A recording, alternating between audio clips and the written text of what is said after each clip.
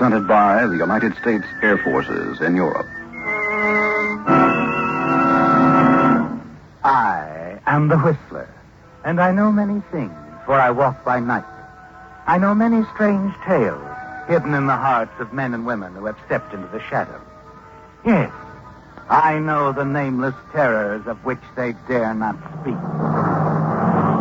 Tonight, transcribed, it's the Whistler's strange story, The Ambassador.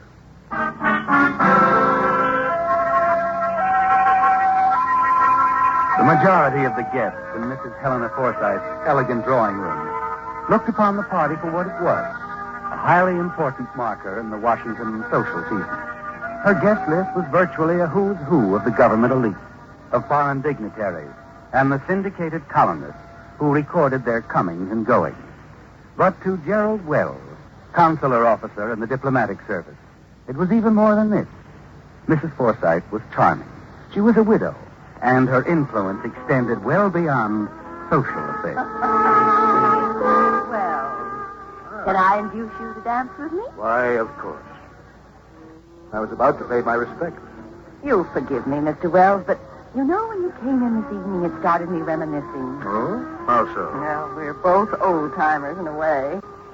You've been in the diplomatic service for 20 years now, haven't you? 20 years, 2 months, and 8 days. Positive? Oh, positive. I've held almost every job in the books, you know. Courier, first secretary, consul. All except one. Yes, all except one. And that one's on its way. I assume you're referring to Mr. Johnson's resignation. Yes. His successor will be chosen from 3 men. You, Eric Thomas, and... Oh, let's see, that outsider. Donald Wilkins. Oh, of course, Donald Wilkins. But he really doesn't have a chance, so... Miss Forsythe. Please. Helena? Helena, then. Your sources of information would do credit to the intelligence department. I shall take that as a compliment. The way it was intended, I assure you. You're a clever woman, Helena. I've always admired you. Have you? Well, I've admired you too, Gerald. Very much. And nothing is more important to me than seeing someone I admire successful. Oh? You must get that appointment. You think I have a chance? It's between you and Eric Thomas. I know it. Poor Wilkins is out of the running. And... I'll be grateful for anything you can do. Well, I'll do what I can. But most of it's up to you, Gerald. You have the seniority. But Thomas, unfortunately, is the fair-haired boy. Look at him over there playing up to Stanton Edwards, the columnist. I'm not too worried about Thomas. What makes you say that? Oh, I don't know. I think I'll have a chat with him later on. Well,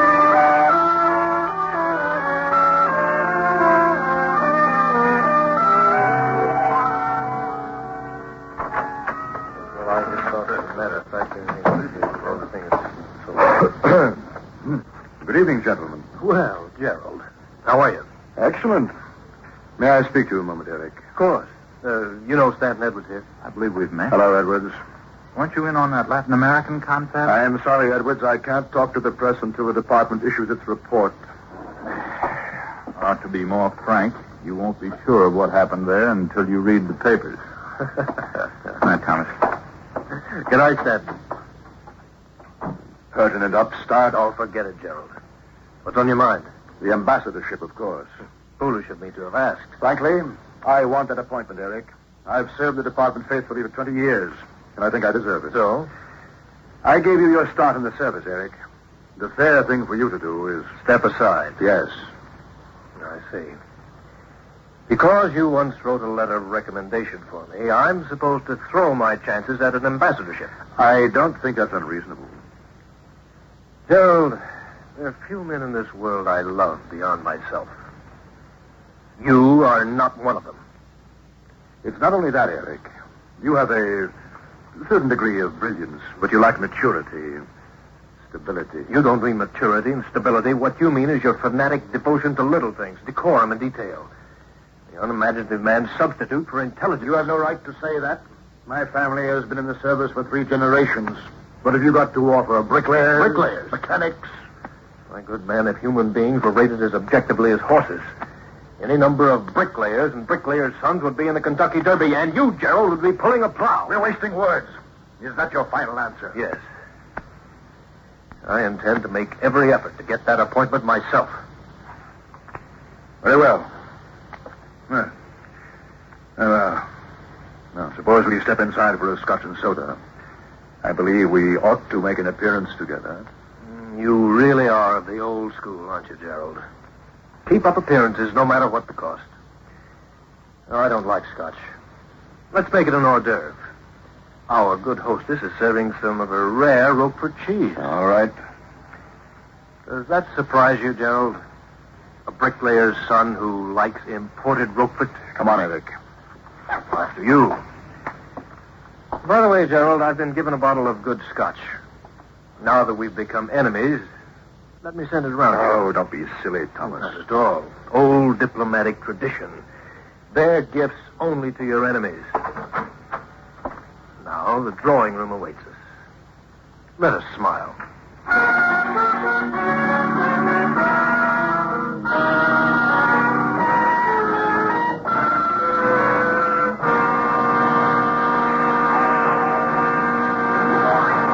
Now back to The Whistler.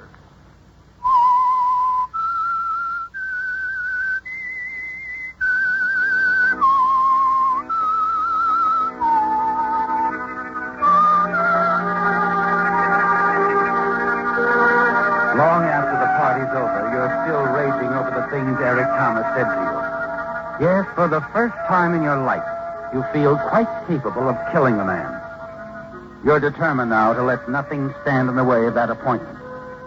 And then on Thursday, about 10 days before the appointment is to be announced, you discover that Thomas has been working in an even more effective way. Suddenly, you're ordered to San Francisco to speak at a trade conference.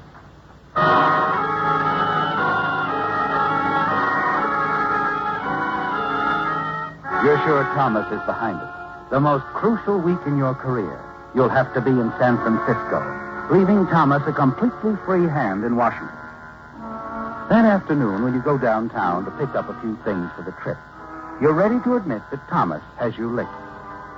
Then, for some strange reason, something in the window of a fancy food shop strikes your eye. A gift package of imported cheeses. You stop for a full minute, thinking. Does that surprise you, Gerald?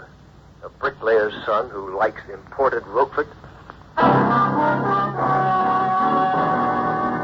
You turn, walk across the street, where you see a few shoeshine boys competing for customers. Shine, mister. Shine 'em up, only a dime. Yes, all right, boy. Yes, sir. But before you start, I wonder if you do me a favor. Sure. Here. Take this, and would you mind running over to that shop across the street for me? I want to buy that small box of rare imported cheeses in the window. Yes, Gerald, there is a way to eliminate Eric Thomas and leave the field clear for you to become the next ambassador. Late that night, the eve of your departure for San Francisco, you put the finishing touches on the package. Address it not to Eric Thomas, but to yourself, to Gerald Wells, Grandview Hotel, San Francisco. And in the upper left corner, the return address of a friend of yours in San Francisco, a man named Fred Oliver. It's ready now, Gerald, with enough poison in each of those jars of cheese to kill a dozen men like Eric Thomas.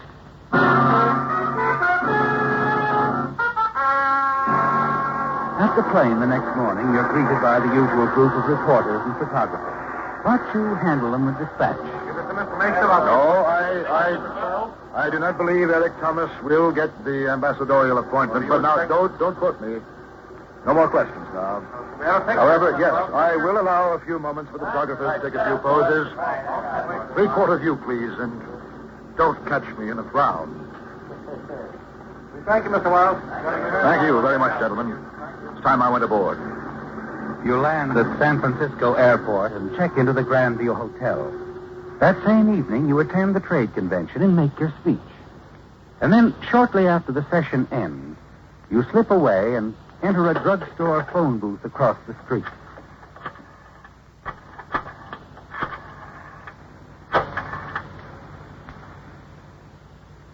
Francisco World. City desk, please. Hello. Get this.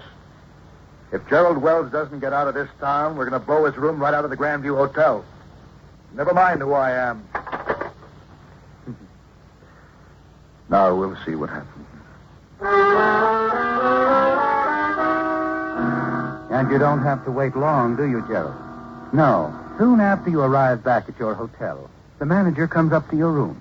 He's a very worried man, properly concerned for your safety and the hotel. What he said, Mr. Wells, it alarmed the people at the newspaper office, so naturally I thought That I should be notified. Yes. Well, if I weren't leaving tomorrow morning, I shouldn't take it so lightly. And I do hope, sir, that on your next trip out, you won't let this incident reflect on us, Mr. Wells. Not at all. Thank you. Oh, and I'd like to leave my forwarding address with you. There just might be some mail or something sent to me here. Oh, of course. I'll be glad to handle that myself. Fine. I generally get my mail at my club, the Carlton. Carlton? Yes, Gerald Wells, care of the Carlton Club, Washington 12. 12? 12, D.C. Well, I'll see that there isn't any delay, Mr. Wells, on anything. It'll be forwarded to you promptly. That's all, Gerald, except for one thing more. Before you leave San Francisco, you drop the small white package, the one that's addressed to yourself, into a mailbox. You know that it won't be picked up and delivered to the Grandview Hotel until Monday, and that it will have to be sent on to you in Washington. That's exactly what you want, isn't it, Gerald? All the way across the country, you keep reviewing in your mind how it's going to work. When you call on Helena, you wish you could tell her everything, but you don't dare. Instead, you try not to appear too sure of yourself as she greets you. Oh, hello, Gerald. Did you meet Donald Wilkins on your way out? He was just here. Oh, was he? Mm-hmm. Poor Wilkins. They all come running to me, don't they, Gerald? Of course, I had to turn him down. You can't help everyone, Helena. You're so right, darling. Besides, we have to make up for lost time. Leaving town didn't help you at all. Oh, Thomas been gaining ground? Yes, he hasn't wasted a moment. I still think I'll beat him. Oh, I know you will, Gerald, but we're going to have to change our tactics. In what way? Bring it into the open. Take it to your superiors. Make it a real I fight. don't think that's necessary. Gerald, you haven't been here. You don't know the power of the man. He'll be stopped, Helena. In some way, he'll be stopped. Now, let's talk about something else. There's nothing else to talk about until your appointment is assured. You are a conniving woman. I only know what I want. And I know that you'll get it. Now, don't worry, Helena. I know what I'm doing.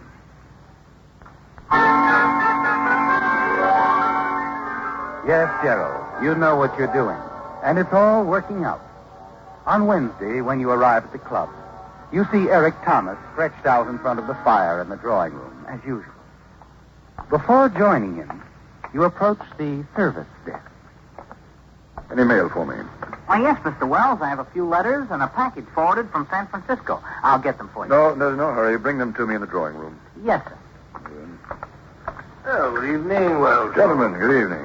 How are you? Gerald? Fine, fine. Well, Mr. Gerald Wells, how is my dear friend? Come, friend, draw up a chair before the fire. Yes. Thank you, Eric. I will. Sit down, sit down. Make yourself comfortable. I trust you had a good trip? Excellent. And in my absence, I trust that you have been working hard. Day and night. Yes. And not without some little show of success, I assure you. I don't doubt that. Your mail, Mr. Wells. Oh, thank you. Here you are, son. Thank you, sir. Excuse me a moment, Eric. Anytime. Oh, what's this? Package forwarded all the way from San Francisco. Must have missed me there. What? Fred Oliver sent me a package of imported cheeses. Cheese? To you? Every time I attend these trade conventions, I wind up with a flock of gifts. Oh, tributes to your brilliance. But now, why? Why couldn't it have been cigars again, or even a crate of oranges? Well, I guess this is just something to give the page. Just a minute, old man. Any Roquefort in there?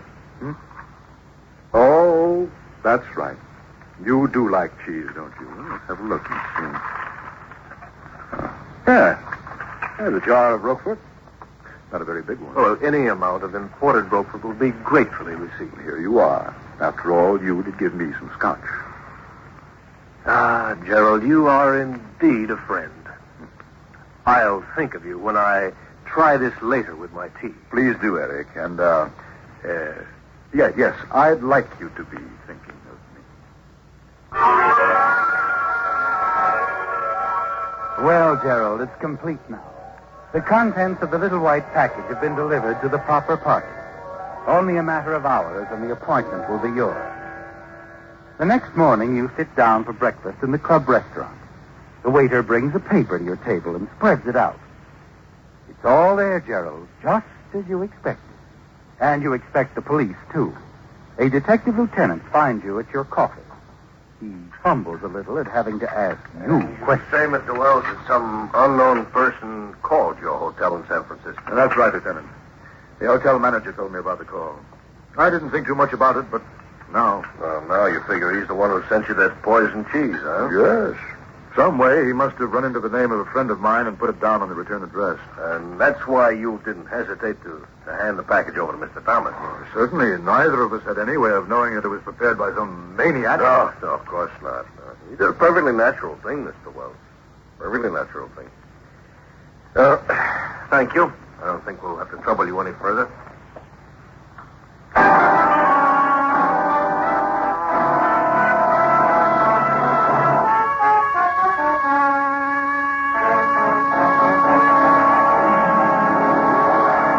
And now, back to The Whistler.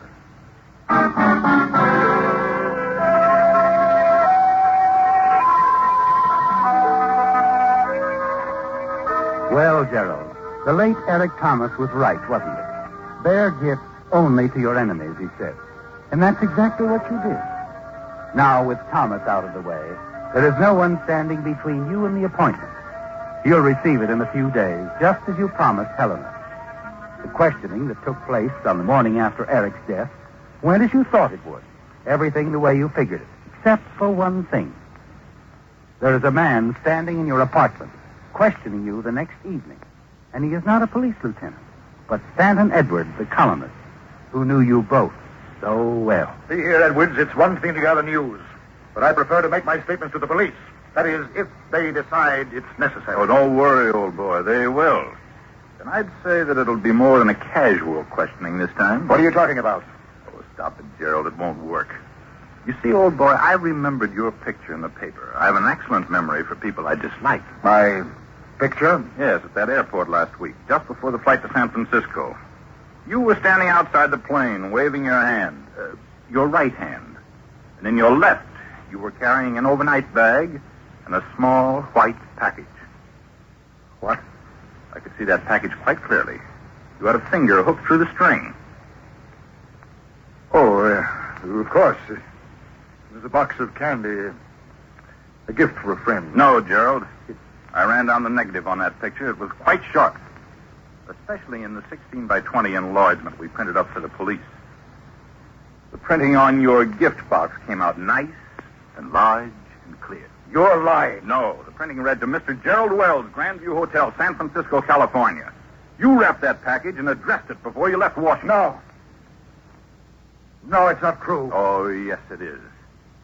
And the really horrible thing about it, Gerald, is that it was all so unnecessary.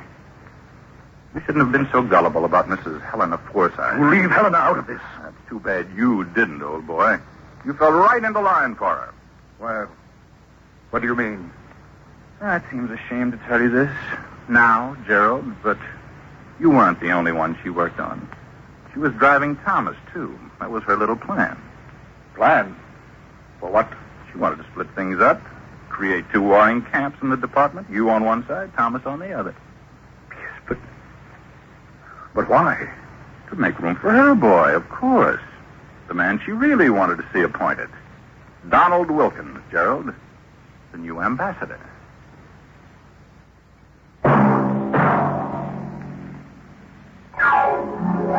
Be with us again next week, when once again the United States Air Forces in Europe present The Whistler.